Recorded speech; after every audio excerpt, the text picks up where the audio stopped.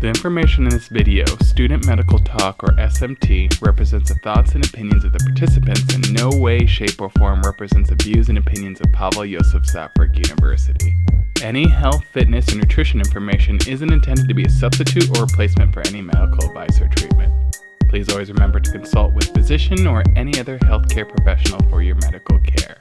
Now sit back and enjoy the show. For our first episode, we have a couple of lovely guests here to help us talk about different aspects, a little bit of med student life, a little bit of what life is like in Kosice, Slovakia, and just a little bit about life in general. So I'm glad I'm making the guests laugh instead of being nervous, so I'm doing a good job. Today I'm lucky to be with two amazing guests. We have over here Iona and and we got Noku. So, before we begin, would you ladies like to tell us, the audience, a little bit about yourselves? Okay, so my name is Ilona. I'm from Poland and I'm third year student of general medicine in Kosice. I love learning, but beyond I love traveling, and I hope I will mention a few words after about traveling, for example, around Slovakia or something. I hope you will ask me about this. My name is Noku. I'm a third year medicine student, general medicine at UPJS here in Kosice. I'm from Zimbabwe, and hobbies of mine quite a lot, but like Ilona, I love to travel, so I've traveled quite a bit and just love seeing new places, just experiencing new environments and cultures. My first question is, what's there to do in this city? If somebody comes here, what can we do for fun in Kosice? I think it's many things to do here. I mean, alcohol is cheap, so. But never mind. We have many things. That's gonna be for a future episode. But. We have here, for example, I don't know, many bars, many restaurants which are really good. One of the best with Slovak food is Med Malina or Mlin. They have sometimes lunch menu which is cheaper and really, really delicious. And we have also, I don't know if somebody likes sushi, it's Maiko Sushi close to our park. They have, I think, the best sushi in the world. It's really good. And I don't know, for example, Italian food, also Dzwon, Pizzeria Dzwon is really, really cheap and good, right? True. Have you been? Yeah, I have. Dzwon is good, it's one of my favorite ones. And then you get also Italian, a bit more commercial, but Italian is still really nice. Primi is quite nice. They also have good cocktails as well. Primi, I forgot, what type of restaurant's Primi again? I believe it's Italian, isn't it? Okay. I hope so. Should be, yeah. It is Italian. Okay. And it's got a good atmosphere and everything as well. Indian food, there's good Indian food, a little India. Good burgers at XX style burger, for example. There's actually quite a lot once you get exploring on the foodie trail here. There's quite a lot you can find. Yeah. There is no KFC, but free McDonald's. So. Actually, to give a shout out, there's a place with a similar logo called KSC. I call it Kentucky Slovak Chicken. I've never been there, yes, but sounds interesting. Still not KFC, but yeah. Okay. Well, so next meeting. Oh yes. Next time. Next meeting. Next time. Live at KSC Chicken. Exactly. And actually, with the food people, it's like if you even speak any Slovak, they're just like, oh, they're Slovensku výborně. They're all. I get that look all the time. They're just shocked that I even know anything. So, but they like it if you just talk in their language. They're pretty cool. So. Yeah. Everyone likes when you talk in their language.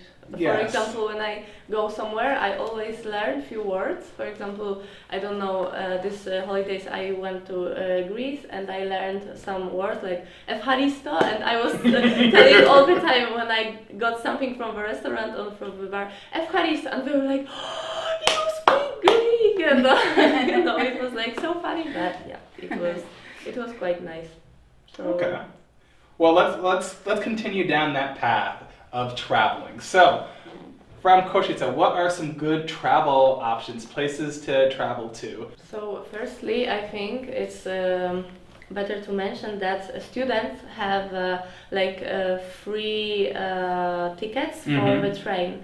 So if you will go to the main station and ask that I have international student card and can I have this card for free ticketing, they will give you and you can easily travel around the Slovakia with this and nobody will check your you don't have to pay anything.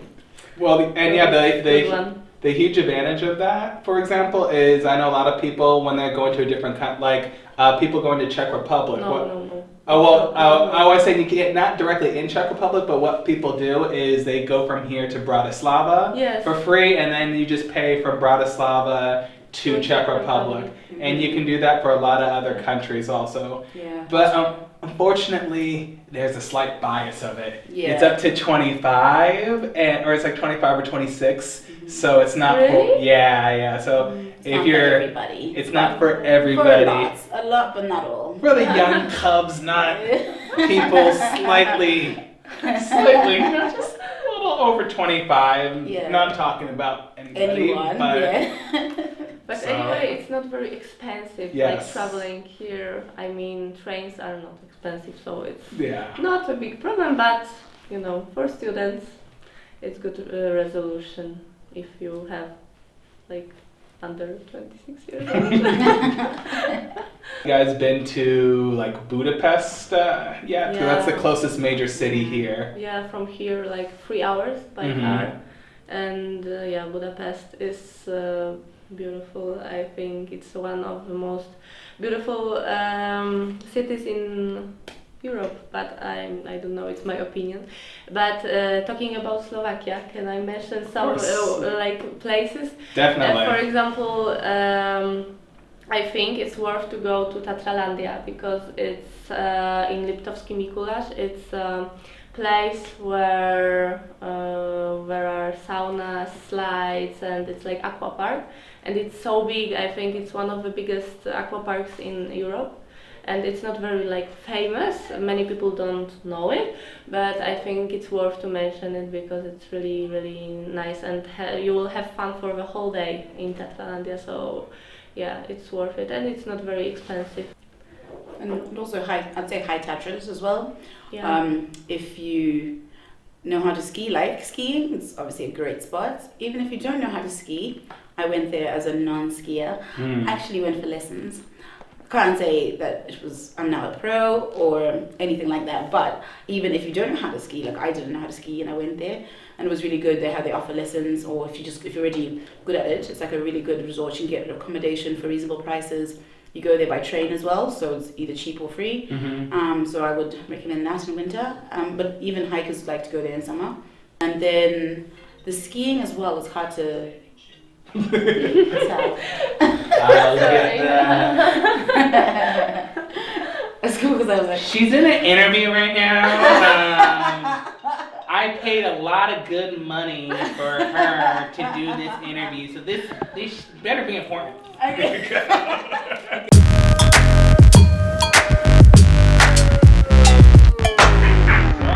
Welcome back to our show.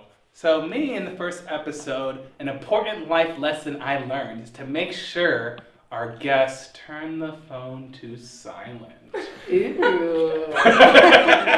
Let's talk a little bit about day-to-day life here in Kosice. What do you do when the days get hard? When they pile you with a lot of work, people are busy. What do you do sometimes to stay sane? Well, first of all, you can cry. All right, you cry. can. Rule number 1, cry. Yes. No, you don't have last to one, cry. it's Yeah, the last last one. one. Last resort.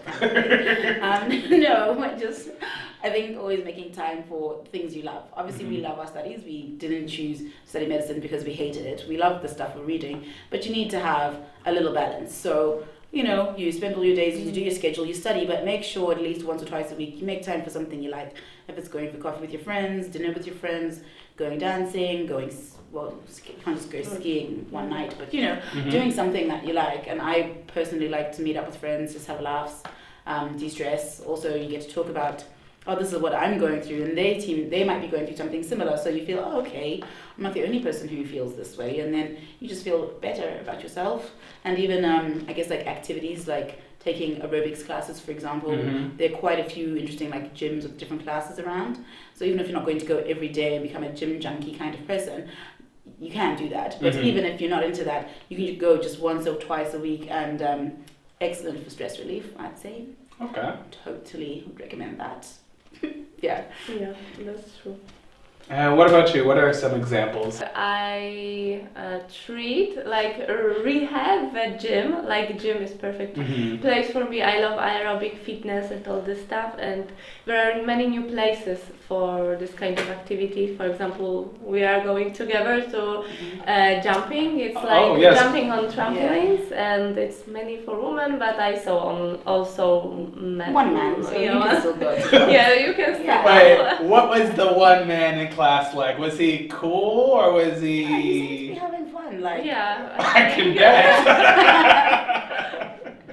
I think he was enjoying the observing environment, so I think he had fun. He didn't really jump. His class was still. The question I want to ask you guys is just to clear some misconceptions and stuff. So it's a two-part question. How much do you think you study during the week, during the school year, and during exams? So I think it depends if we have a test, like credit test or some small tests during the lesson, because I don't know, it's hard question because I can't say if, for example, I'm studying 24 hours, it's not true, definitely, but if I have like a very important test, I'm studying like 3 days before, for example, all day, all night. So I'm sleeping like 3-4 hours and I'm studying to pass this easily. And it's hard to say how many, like, I don't know. I only study before tests. Okay. And if something is important for me, I of course repeat, but mainly before some tests. So you're not the type to study every day. It's just maybe, let's say if there's a big test, like a week before, you start amping it up. Yeah, or sometimes I repeat things that I have learned because it's easily to forget, but you have spent so much time for studying it. So it's better for you to remember those things because of course you will be a doctor, so you need to know all the things you have learned, especially from anatomy, from physiology, so it's better to remind yourself what you have learned. And now with no coup, the two-part question about studying. So like how much you study during the school year and how much do you study during the exams? Okay. Well, I'd say, like, first of all, I'm still perfecting my technique, which I think is something that's happened, like, now in third year. But I do believe from first to second to third, like, my rhythm and my technique has improved. So I put in my own personal judgment of myself. So I am still trying to work on that. But I would say definitely during the semester, the desire to study there is always there, but it also depends on your schedule because sometimes you may start at 7:45 and end at 6, just for example. Then you might get realistically, if you choose you want to cook dinner or something, you might just get 1 or 2 hours in and then sleep. But like Ilona said, when there's tests, it all amps up a bit. So when there's tests during the semester, then and we know a few weeks in advance, so it's quite a good thing in theory.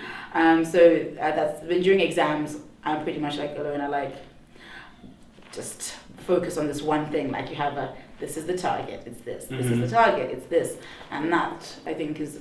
But that at the same time, some people work differently. Like I know some people, I've been told by some people that you should study like each subject, for example, 1 hour a day. And I've tried that, but it hasn't yet worked for me because I'm very much like, for the next 3 days, I'm going to do biochemistry. And then for the next 3 days, I'm going to do this, like in blocks. That's the way it works for me. But some people go 1 hour a day, one subject. But also when if you get into something, you're not really going to want to stop after 1 hour. But at the end of the day, I do think it's all personal. That's the hardest part. I think literally that is the hardest part of medicine, is finding your own personal study groove. And also, one of the things about studying is I would definitely say, major advice to students is never listen.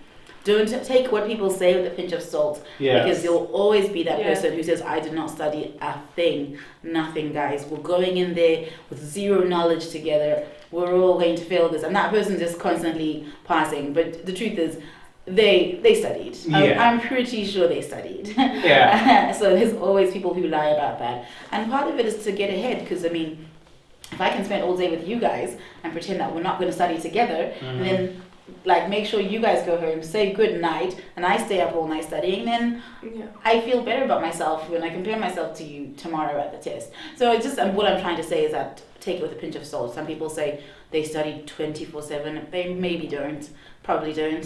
Some people say I didn't study at all. Probably not true either.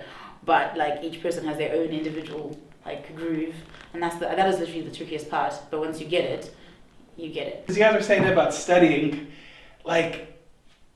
The question I want to ask is, this one is, I guess, a harder question. Do you find, like, how competitive can medical students be with each other? It depends on the people. Mm-hmm. I think your closest friends are truly like honest with you and they want to help you. But I feel like other people, if they don't care about you, they just don't care. And maybe some people also are jealous because you passed something and they didn't. But I think it's not like it was a past time. I think it was during high school maybe and during primary school. But now, in our age, I think it's. I don't feel it. Okay. Yeah, I'd say it depends on the people. One nice thing about our university is it's got people from all over the world. So you get all sorts of types of personalities, levels of competitiveness, levels of kindness, levels of everything. So there are people who are extremely competitive and that's who they are. And then there's people who are really helpful. So you find a good mixture, which is good because I've heard in some other universities from friends that it's either strictly competitive or strictly, community-based, whereas we have a bit of both, so you can find where you fit in, I guess. True.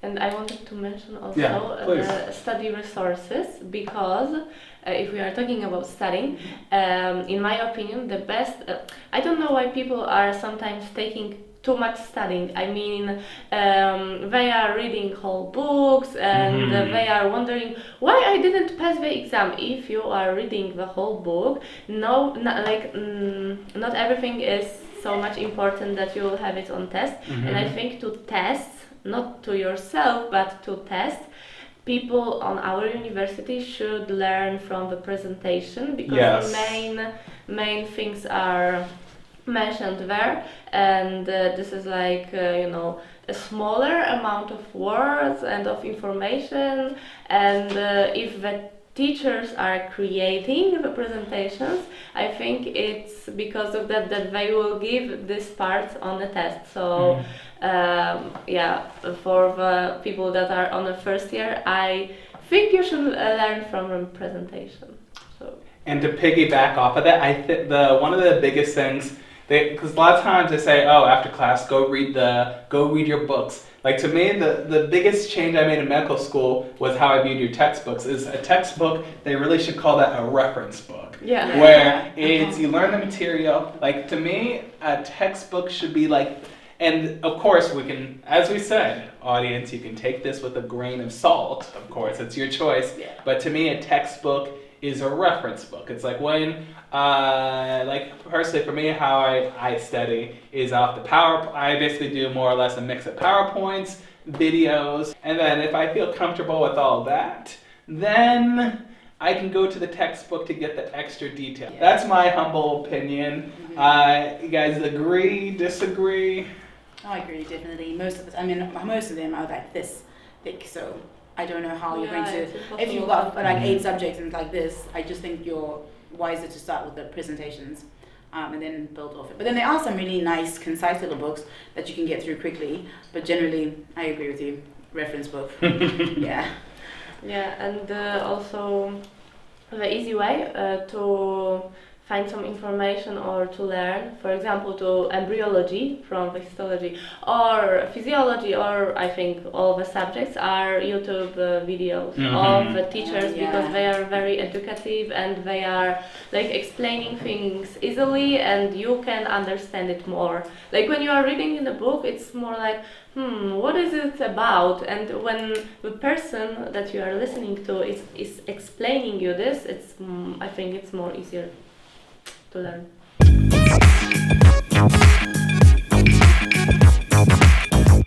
All right, so for our final topic today, we'll talk a little bit about things to do for new students and new transfer students at UPJS.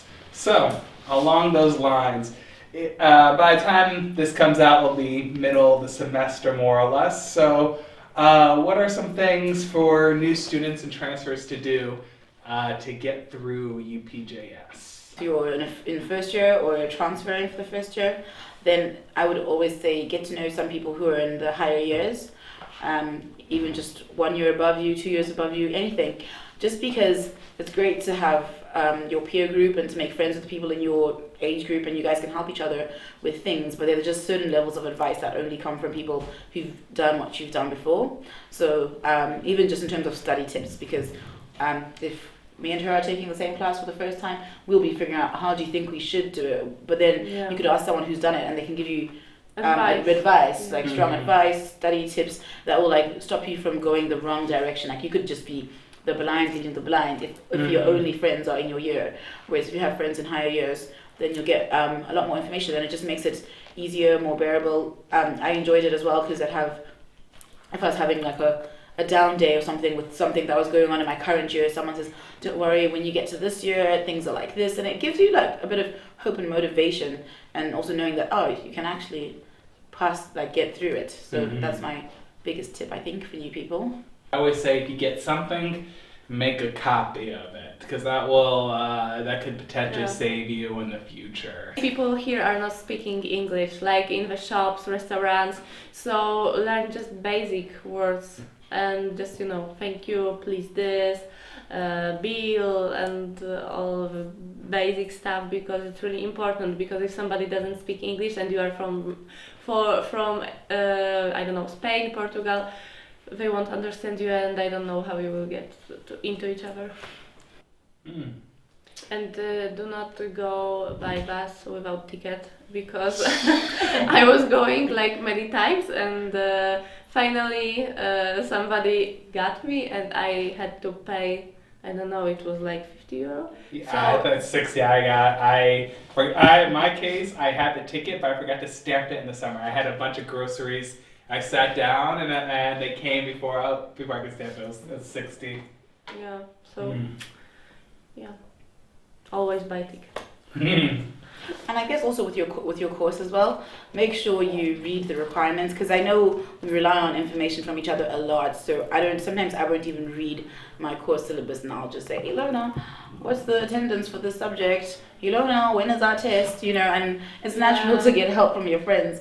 But come on, just like it's usually 1 or 2 pages per course. Just read it and know it yourself because then if you get misled, it's unfortunate. What would be one thing you would do differently in your first year here?